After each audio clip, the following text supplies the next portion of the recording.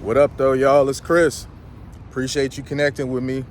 10,000 steps, last day of doing this before the week of 20,000.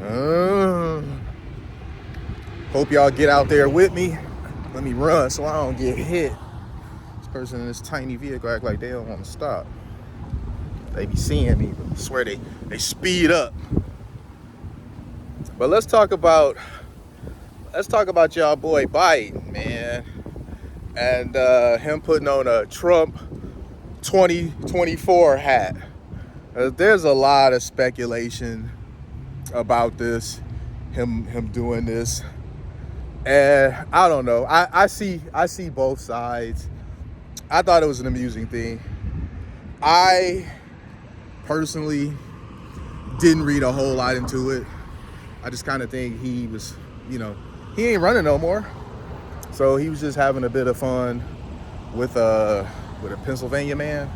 I think that's what it was. I think he was in Pennsylvania at some sort of meetup. And the clip that I saw, he was talking back and forth with the man. He seemed very, very present, very alert. He did not seem kind of spacey like we have seen him at times recently. He did not seem that way at all. He seemed really conscious of his surroundings and what he was doing in the moment. So people that are trying to say that, he might not have all been there, I don't know about that. He seemed pretty alert. Honestly, he looked better than he has the last couple times he's shown up in public. And that's including the Democrat National Convention. He showed up there. He wasn't there very long. To my understanding, he basically showed up there and left in the same night. That's what the scuttlebutt is. You didn't see him no more for the rest of the convention, so there may be some truth to that. But as I said, he actually looked really good.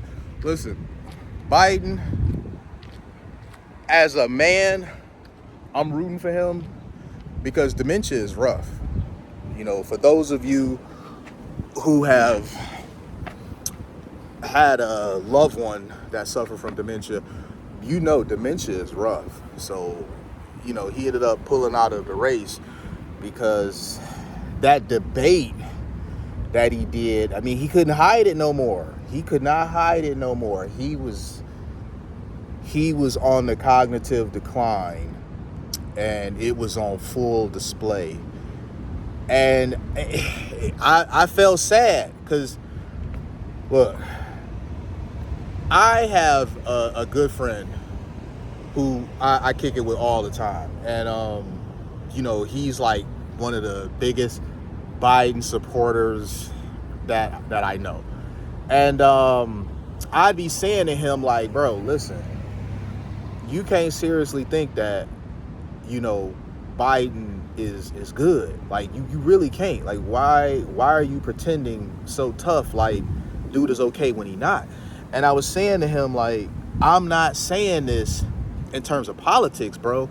I'm saying this in terms of a person that watched, their grandmother decline due to dementia. It's like, this is not cool, man, what's happening. It's like, people don't want to admit that this man is not well because of stubbornness and political beliefs and whatnot. And at the end of the day, this is a man's life that we're talking about.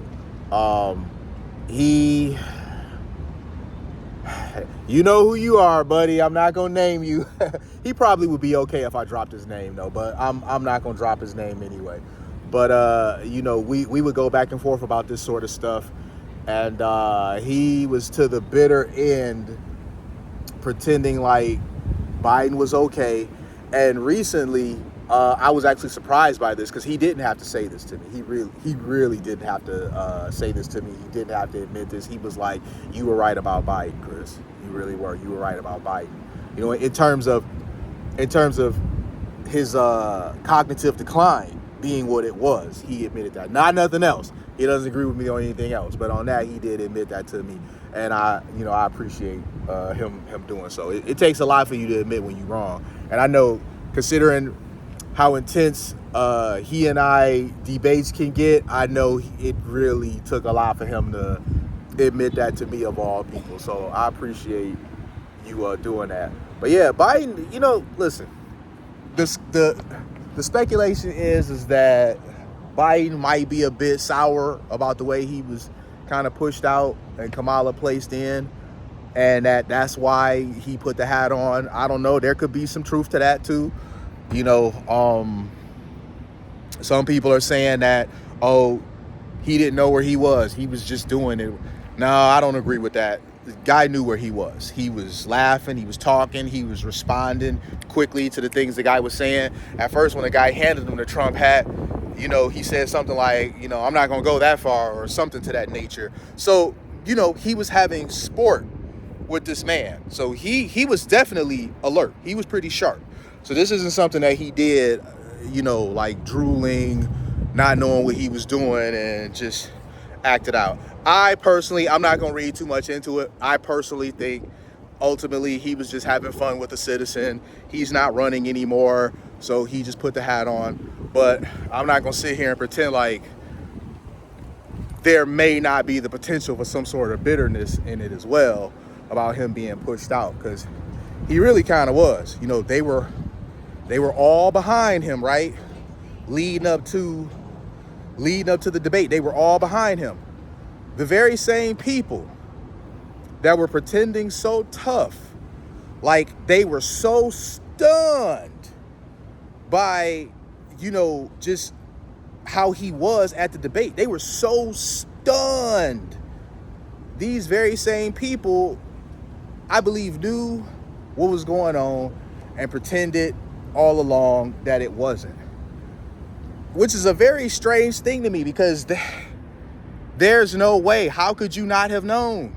As I said, I experienced my grandma having dementia. That's just not something that people can hide. So for him to have been exposed the way that he was, unfortunately, during the debate, and then them just acting like, oh my God, we had no idea. That's just not believable, man. That's not believable.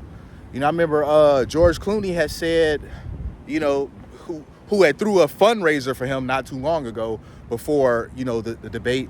George Clooney has said that wasn't the same man who was at the fundraiser 6 weeks ago or something like that. This is what he said. I don't know about that either, man. It was just really kind of grimy to me how the moment he got exposed out there, they just threw him to the wolves, acting like they had no idea this was just such a surprise. I don't know, just the way they handled him in the end, it was pretty grimy. And they had, in my opinion, other candidates that they could have went with, and they choose to ride with Kamala, for one reason or another. I honestly don't think Kamala was who he wanted. I really don't. I don't think Kamala was who he wanted.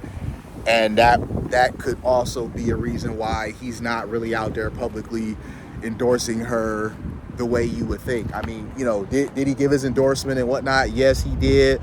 But he really not out there championing her the way you would think. The Obamas have kind of championed her more than him. And that's why I'm like, I don't think Kamala was really his pick. I mean, truth be told,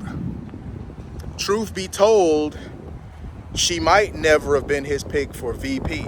That might have also been somebody else's choosing, and it was just kind of pushed on him like, this would be good for your ticket if you take her along with you. Like, really. Of course, I don't know. I'm just looking at the way things are playing out and just trying to make a little bit of sense out of it. But I honestly don't think Kamala was really his first pick. I never thought that she was. And now I'm like really revisiting this, like, no, I really don't think he ever messed with her like that. I think that this was just a pick that he got stuck with because the powers that be who were funding his campaign felt like she would help his ticket if, a woman of color was added to it. So, and don't get me started on that person of color, because they are, they running that label into the ground. Ooh, are they running that label into the ground? But I'm not gonna get into that on this video. That's a whole nother video, y'all. I appreciate y'all connecting with me. I'm gonna continue these steps. Holla at y'all later. Peace.